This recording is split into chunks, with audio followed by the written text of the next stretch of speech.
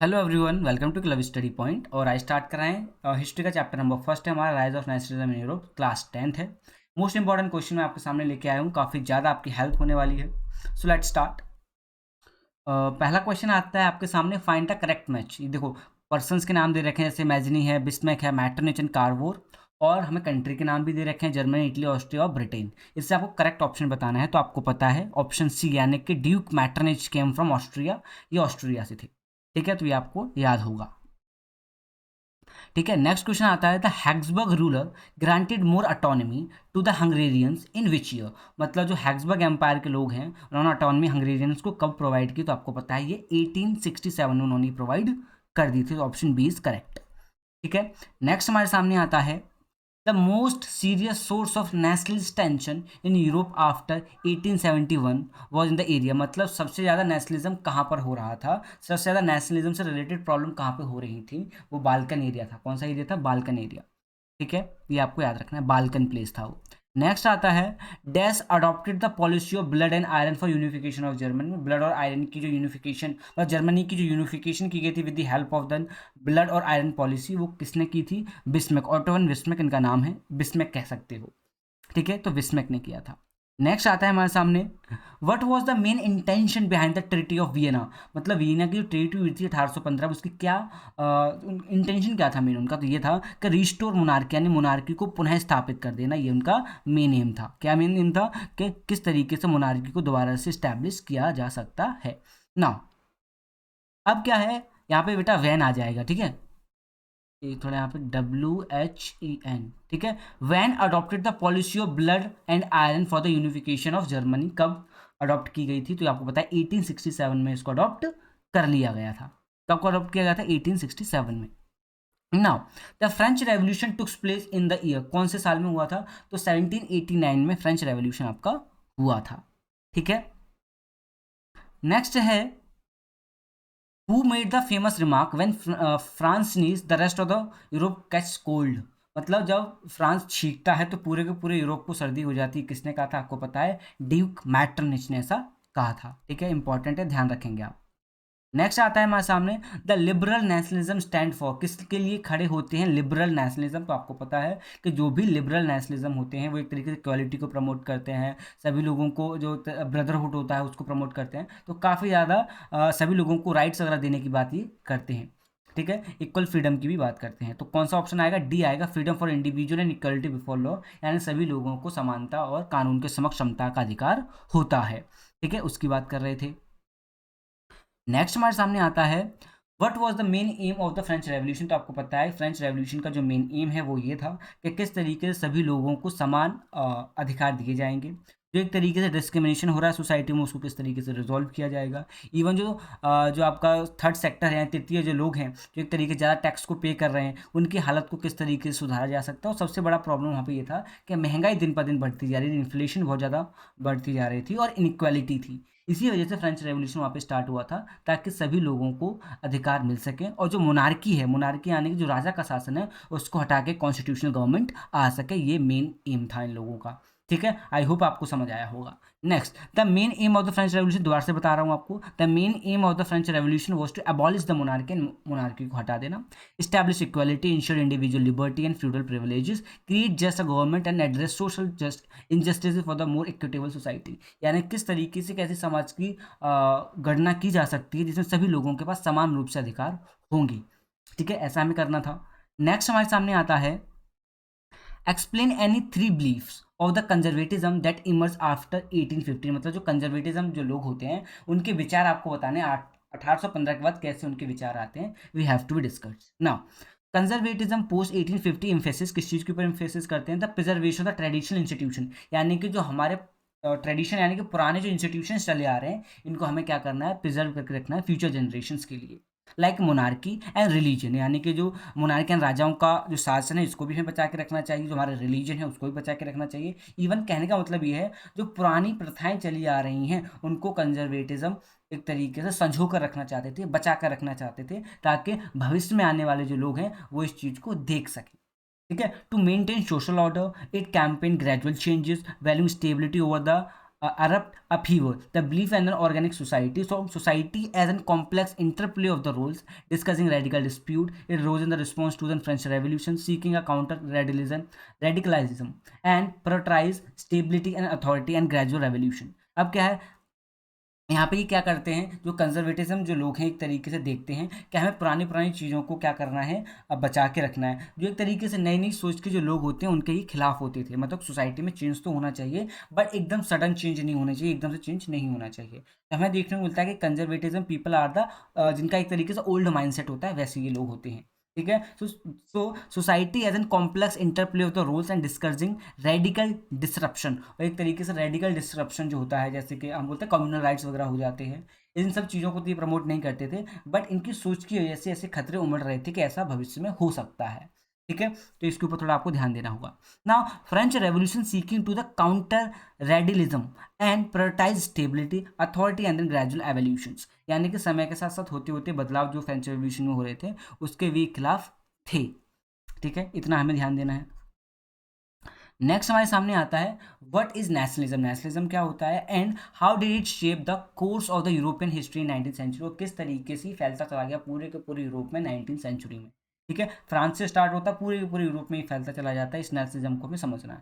तो starting from here, nationalism is a strong sense of a loyalty and the pride that people feeling towards their own nation of the ethnic group, यानी कि अपने ethnic group, अपने समाज के लोगों के प्रति जो समान भाषा बोलते हैं, उनका समान कल्चर होता है, समान तरीके से रहते हैं, इन सब लोगों के प्रति वो बहुत ज़्यादा कैसे हो जाते हैं, संवेदनशील हो जाते हैं, मतलब उन लोगों के प्रति वफादारी दिखाते हैं। It involves a belief in the unique characteristic history culture interest of own Nations. In the 19th century, nationalism played a significant role in shaping the course of European history and several and different तरीके से होता है। पहला मैं आपको समझाता हूँ, ध्यान दीजिए। यूनिफिकेशन मूवमेंट यानी कि अपने देश को यूनाइट करना, जो डिवीजन है उसको खत्म कर देना, यूनाइट होकर देश को रहना।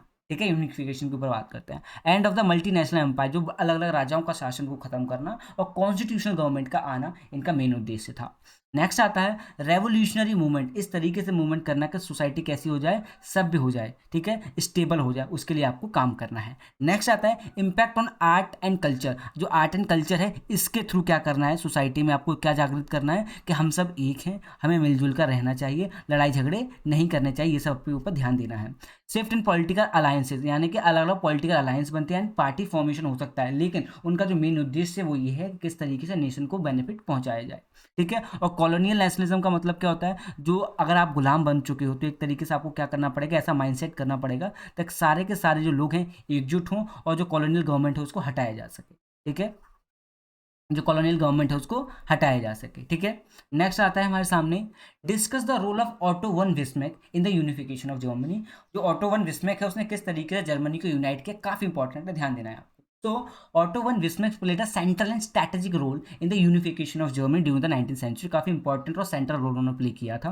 As the prime minister of Prussia and later as the first chancellor of the newly form German empire, मतलब पहले जो चांसलर थे वो जर्मनी के कौन बना था, ऑटो वन बिस्मैक। देखो इंडिया में प्राइम मिनिस्टर होता है, उसी तरीके से जर्मनी में चांसलर होता है, तो पहले चांसलर कौन बने थे, ऑटो वन बिस्मैक बने थे। ठीक है, ये आपको याद रखना है। Now, Bismarck leadership and the diplomatic acumen were the instrumental in achieving the long desired goal of the unified German nation, यानी कि जो उनके गोल्स थे, जो उनकी स्ट्रैटेजीज थी, ठीक है, जो उनकी पॉलिसीज थी, उसके थ्रू आप बोल सकते हो जो जर्मनी है वो क्या हो पाया है, एक तरीके से यूनाइट हो पाया है। ठीक है, तो Otto von Bismarck played a very important role, किस चीज़ में इंपॉर्टेंट रोल प्ले किया है, इस चीज़ में कि किस तरीके से जर्मनी को एक तरीके से एक अच्छी और एक बेहतर स्थिति में लेके आया जा सकता है, एक तरीके से उसको यूनाइट किया जा सकता है। ठीक है, ये उन्होंने काम किया था। His approach to unification was in characterized by then realpolitik a pragmatic and then calculated style of politics focus on achieving the practical goals through the practical means। here अब कुछ जो उन्होंने काम किया था उसको हम रीड आउट कर लेते हैं। पहला आपको ध्यान देना है कि वॉर्स ऑफ यूनिफिकेशन, यानी यूनिफिकेशन के लिए लड़ाई करना, आइसोलेटिंग ऑस्ट्रिया को सबसे अलग कर देना, क्रिएशन ऑफ अलायंस को बिल्ड करना, अलायंस मतलब सारे के सारे ताकतवर देशों को अपने हक में कर लेना। रियल पॉलिटिक डिप्लोमेसी का मतलब क्या होता है, रियल पॉलिटिक डिप्लोमेसी का मतलब होता है कि आपकी डिप्लोमेसी इस तरीके की होगी कि बहुत से लोग आपको सपोर्ट करेंगे जब आपको नीड होगी तब। अब कंसोलिडेशन ऑफ पावर, यानी कि ताकत को इकट्ठा करना और इकट्ठा करने के बाद उसका यूज़ करना। ठीक है, कंसोलिडेशन ऑफ पावर यानी पावर का इस्तेमाल करना सही समय पर। And defeat of the France unity, और डिफीट किसको किया है, फ्रांस और उसकी यूनिटी को उन्होंने डिफीट किया है, और जर्मन को एक बहुत इंपॉर्टेंट एक तरीके से आप बोल सकते हो फ्रांस में नेशन के रूप में बिल्ड उन्होंने कर दिया था। किसकी बात कर रहे थे हम, ऑटो वन विस्मैक की बात कर रहे थे कि उन्होंने क्या किया था, जर्मनी को यूनाइट करने में बहुत इंपॉर्टेंट रोल निभाया था, और वो जर्मन एम्पायर के पहले चांसलर भी बने थे। उन्होंने एक तरीके से war of unification, isolation Australia, creating of alliance, realpolitik diplomacy, consolidation of power, defeating of France and unity, इन सब के ऊपर काफ़ी अच्छे से काम करके जर्मनी को एक बहुत पावरफुल नेशन के रूप में उन्होंने डेवलप किया। ठीक है, नेक्स्ट आता है हमारे सामने, how did the concept of share language and culture heritage contribute to the rise of nationalism. किस तरीके से आपका समान भाषा, समान कल्चर एक तरीके से नेशनलिज्म को प्रमोट करता है, इसके बारे में आपको ध्यान देना है ना। देखो, आपको ध्यान देना है, अगर सेम कल्चर आपका होगा, सेम तरीके से आप रहोगे अपने देश में, तो डेफिनेटली ऐसा होगा कि नेशनलिज्म यानी देशभक्ति की भावना का जागृत होना आवश्यक है, ऐसा होगा ही होगा। ठीक है, बट कैसे होता है, इस चीज़ को हम यहाँ पर डिस्कस करने वाले हैं। Now, the concept of the shared language and cultural heritage played a pivotal role in the rise of the nationalism by fostering a sense of common identity and belonging among people who share these culture tributes. Here, how it contributed to the growth of nationalism, किस तरीके से ये growth of nationalism को promote करती है, क्योंकि अगर आपके देश में नेशनलिज्म है तो इसका मतलब क्या है, एकता रहेगी, और जहाँ पे एकता रहती है वहाँ पे कभी भी सिविल वॉर्स नहीं हो सकती हैं, ज़्यादा करप्शन नहीं होगा, और एक तरीके से अपने लोगों की भलाई के लिए काम करेंगे। अगर अपने लोगों की भलाई के लिए काम कर रहे हैं, इस means you are developed your nation, अपने देश के डेवलपमेंट के लिए आप यहाँ पर काम कर रही हैं ना। कुछ को यहाँ पर लिखा है, उसको भी हम एक बार ध्यान से पढ़ेंगे। तो शेयर्ड आइडेंटिटी यानी कि अपने आइडेंटिटीज को शेयर किया जाता है, ठीक है, कहीं भी भेदभाव नहीं होता है। कल्चर बॉन्ड होते हैं, कल्चर बॉन्ड होगा तो क्या नुकसान नहीं होगा, कल्चरली आप कनेक्टेड होंगे तो कभी भी सिविल वॉर वगैरह नहीं हो सकती है। कल्चरल प्राइड, आप एक तरीके से अपने कल्चर पर प्राइड करते हैं, डिस्टिंक्ट आइडेंटिटी, अलग अलग आइडेंटिटी होने के बाद भी आप नेशन के माध्यम से जुड़े रहते हैं। कल्चरल सिंबल्स होते हैं आपके, कल्चर रिवाइवल्स होते हैं, लैंग्वेज एंड यूनिफायर है, लैंग्वेज एक तरीके से क्या करती है, आप लोगों को एकजुट करने का हेल्प करता है। दूसरा आता है literature and media also connect the people to people. ठीक है, लिटरेचर एंड मीडिया काफ़ी इंपॉर्टेंट सोर्स है लोगों को लोगों से जोड़ने के लिए। पॉलिटिकल मोबिलाइजेशन यानी पॉलिटिकल मोबिलाइजेशन मतलब है कि जो पॉलिटिक्स है उसमें सभी लोग पार्टिसिपेट करेंगे। ठीक है, पॉलिटिक्स एक तरीके से लोगों को जोड़ने का काम करेगी, उनको तोड़ने का काम नहीं करेगी। धर्म के आधार पर, जाति के आधार पर और भाषा के आधार पर राजनीति ना करते हुए देश को सर्वोपरि मान के हमें राजनीति करेंगे तो कभी भी देश में बंटवारे जैसी स्थिति या फिर सिविल वॉर जैसी दिक्कत नहीं आएगी। ठीक है, formation of national identity, national identity का आप मतलब समझते ही हैं कि जैसे कि आप बोलो नेशनल आइडेंटिटी हमारा क्या है, अशोक, जो एम्बलम है हमारा अशोक चिन्ह है ना, जिसमें चार शेर बने हुए हैं। ठीक है, हमारी नेशनल आइडेंटिटी उसके रूप में दिखाई देती है। तो हर देश की अपनी एक नेशनल आइडेंटिटी होती है। ठीक है, नेक्स्ट आता है हमारे सामने, describe the factor that lead to unification of Italy, यानी इटली की यूनिफिकेशन के लिए क्या क्या था, उन सब की हम थोड़े बात करेंगे। The unification of Italy was an complex process. देखो, इतना ईजी नहीं था, काफ़ी कॉम्प्लेक्स था। That took place throughout the 19th century, काफ़ी ज़्यादा लंबा समय लगा इसको। सेवरल फैक्टर कॉन्ट्रीब्यूट, काफ़ी ज़्यादा फैक्टर्स हैं, इनको ध्यान से पढ़ लेते हैं ना। फिर नेशनल सेंटीमेंट, देखो नेशनल सेंटीमेंट हर किसी के अंदर होते हैं, हर भारतवासी के अंदर ये सेंटीमेंट होता है, अगर हमारे देश के ऊपर कोई बात होगी तो हम अपना सर भी कटा सकते हैं। मतलब क्या है, अपने देश के प्रति हम बहुत ज़्यादा वफादार, और एक तरीके से अपने देश के प्रति किसी की भी जान ले भी सकते हैं और अपनी जान दे भी सकते हैं। तो ये एक तरीके से क्या है, नेशनल सेंटीमेंट का एक एग्जाम्पल है। अब क्या है, फॉरेन डोमिनेशन। देखो, फॉरेन डोमिनेशन अगर होगी आपकी कंट्री में ज़्यादा तो कंट्री अच्छे से ग्रो नहीं कर पाएगी, क्योंकि सेल्फ रिलायंट होना इंपॉर्टेंट है, किसी के ऊपर ज़्यादा डिपेंडेंसी होना ठीक नहीं है। फॉरेन पॉलिसी अच्छी होती है, फॉरेन डोमिनेशन ठीक नहीं है। लेकिन अगर आप किसी के ऊपर डोमिनेट कर रहे हैं, कोई कंट्री जिसके ऊपर आप डोमिनेट कर रहे हैं वो ठीक है, बट कोई कंट्री आपके ऊपर डोमिनेट करे, इट्स नॉट वेल, ऐसा ठीक नहीं है। नेक्स्ट हमारे सामने आता है influence of the French revolution. Influence of French revolution मतलब वहाँ से सीखा इन्होंने, रेवोल्यूशनरी एक्टिविटीज़ हुई हैं जिससे लोगों के अंदर आत्मविश्वास बढ़ा है। लीडरशिप, जो लीडरशिप है, जो गुजीपी मैजिनी, उन्होंने काफ़ी इंपॉर्टेंट रोल प्ले किया है। एफर्ट्स ऑफ गुजीपी गारिबाल्डी, इन्होंने भी काफ़ी इंपॉर्टेंट रोल प्ले किया है। एक तरीके से दीज आर कॉल्ड, आप बोल सकते हो काफ़ी इंपॉर्टेंट लोग हैं जिन्होंने एक तरीके से यूनिफिकेशन ऑफ इटली के सपने को साकार करने में बहुत ज़्यादा योगदान दिया है। ठीक है, तो इन दोनों नाम को आपको याद रखना है। Role of prominent Sardinia, Austro Prussian war of 1867 and French Prussian war, ये सारे के सारे रोल से लर्न करने पड़ेंगे कि इसी की वजह से एक तरीके से क्या हुआ, आपका जो जर्मनी है, सॉरी जो इटली है, वो एक तरीके से क्या हुआ है, यूनिफाइड हुआ है। ये सारे के सारे जो पॉइंट मैंने लिखे हैं इनको आपको याद करना है, then you have to explain it, उसके बाद इसको आप एक्सप्लेन कर सकते हैं। ठीक है, नेक्स्ट एक और क्वेश्चन आता है, ध्यान से आपको समझना है। डिस्कस द चैलेंजेस, कुछ चैलेंजेस को समझेंगे। Face by the multinational empires during the rising of national sentiment. देखो, अब क्या है, कोई एम्पायर है वो मोनार्की के ऊपर डिपेंड करता है, और आपको पता है मोनार्की कभी भी लोगों के हित में नहीं होती है, क्योंकि इससे क्या होता है, लोगों के पास फंडामेंटल राइट्स नहीं होते हैं और उनको बहुत ज़्यादा परेशानियों का सामना करना पड़ता है। लेकिन जब ऐसा होता है कि नेशनलिज्म स्प्रेड होने लगता है और राजाओं को लगता है उनकी लंबे समय तक नहीं चलेगी, तो उनको बहुत सी प्रॉब्लम्स फेस करनी पड़ती हैं। वो प्रॉब्लम्स क्या है, इनके बारे में हम बात करेंगे। ठीक है, so let's start. Multinational empire face a significant challenges due to the rising of national sentiment in 19th and 20th century. Nationalism pose a direct threat to these empire ability to maintain control over the diverse and often discontent populations. Here are the challenges। अब कुछ कुछ की challenges हैं जिनके बारे में discuss करने जा रहे हैं। पहला, एथनिक एंड कल्चर डाइवर्सिटी। देखो, एथनिक और कल्चर डाइवर्सिटी होती है, इसका फायदा उठाते हैं राजा लोग और एक तरीके से अपनी सत्ता को बचाने के लिए लोगों की बलि चढ़ा देते हैं। ऐसा हर जगह होता है और मोनार्की में खासकर ऐसा होता है। ठीक है, तो पहला पॉइंट आपको ध्यान रखना है। नेक्स्ट आता है desire for the self determination. यानी डिजायर होती है सेल्फ डिटर्मिनेशन की, यानी कहने का मतलब क्या है कि सिर्फ और सिर्फ अपना भला ज़्यादातर लोग चाहते हैं। जो राजा होते हैं वो अपनी सत्ता को बचाने के लिए लोगों को परेशान कर सकते हैं। अंडरमाइनिंग सेंट्रल अथॉरिटीज, एक तरीके से सेंट्रल अथॉरिटीज़ की बात नहीं मानते हैं। रिवॉल्ट एंड रिवेलियन को दबाने की कोशिश करते हैं। एथनिक टेंशन को भड़काने की कोशिश करते हैं। ठीक है, तो एक तरीके से क्या कर रहे हैं, समाज को बांटने का काम कर रहे हैं। इन्फ्लुएंस होता है एक्सटर्नल पावर, एक तरीके से मोनार्की से काम नहीं करे तो एक्सटर्नल पावर्स क्या हो जाएंगी, बढ़ जाएंगी। जैसे क्या है, हमारे देश के राजा कमज़ोर हुए तो एक तरीके से ब्रिटिश एम्पायर और ज़्यादा पावरफुल हो गया था। उसी तरीके से होता है। और टेरिटोरियल डिस्प्यूट बढ़ते चले जाते हैं। ठीक है, आपका राजा अगर कमज़ोर होगा तो दूसरा राजा अटैक करके टेरिटोरियल डिस्प्यूट्स को बढ़ावा देगा। इकोनॉमिक डिस्पैरिटी आना स्टार्ट हो जाएगी, क्योंकि राजा अगर कमज़ोर होगा तो लड़ाइयाँ लड़ेगा अपने आप को बचाने के लिए और जनता के ऊपर ज़्यादा से ज़्यादा टैक्स लगाएगा। इससे उसकी हालत पतली हो जाती है जनता की। ठीक है, तो इतना हमें समझना है कि काफ़ी ज़्यादा प्रॉब्लम्स आती है, काफ़ी ज़्यादा टेंशन्स होती हैं। नेशनलिज्म काफ़ी ज़्यादा इंपॉर्टेंट है, लेकिन एक तरीके से मोनार्की के लिए और जो बड़े बड़े राजा हैं उनके लिए एक तरीके से खतरा बन जाती है।